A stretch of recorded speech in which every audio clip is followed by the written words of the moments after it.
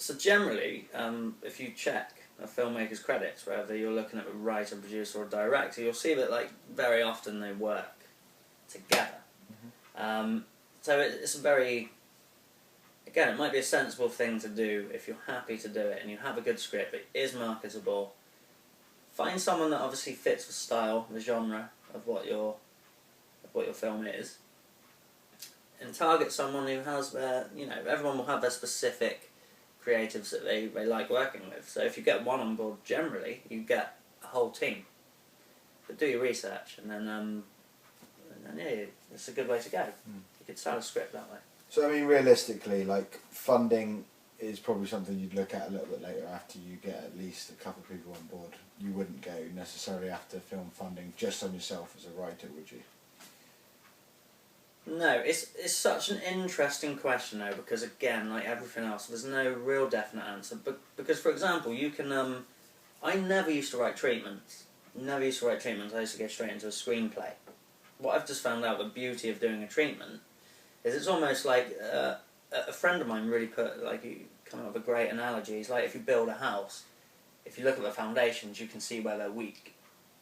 With a treatment, it's a similar thing. Like if you have a proper screenplay that you've written, just off of your gut feeling, and there's a problem in it, it's almost like if you pull a bit of wool off of a jumper, the whole thing can unravel. So it's very difficult when a screenplay is written to. You change a minor thing, if it's well written anyway, it will have a knock-on effect that no one else would realise other than the writer. With a treatment, it's a lot easier. If you're like, that's a problem, we can shift that around, that makes sense, and all that kind of stuff. It's an easier process to change things and then to write the screenplay from that.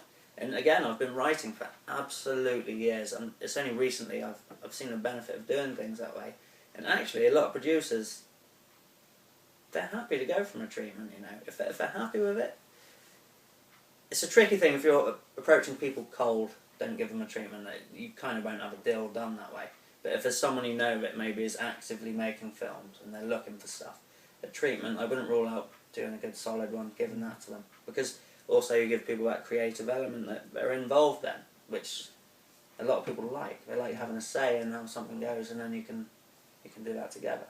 So if that makes sense, I wouldn't even rule doing that out. I know it's gone in a little bit of a different way. But yeah, and as well, I think like earlier in the question we touched upon in-kind sponsorship. I'd just like to clarify that, because not everyone will be aware of what that is.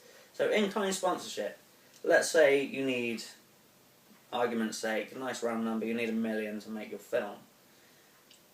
It doesn't all have to be cash, because obviously if someone is willing to give their services that would cost X amount for free, they've essentially given you that money. So that you have raised money, but you've raised it in what we call in-kind sponsorship. So if I was a writer and ordinarily I was going to charge you 10 grand to write you this film, if I say I'll do it for free, you've raised 10 grand. So it's another way of raising money, but you will always end up in a situation really where keep saying coming back to this hard cash thing, you will need to raise money at some point, and that for me is the killer. That's what's it's quite hard. Which means you need to surround yourself with like-minded people, really, that you can get your project underway. Yeah.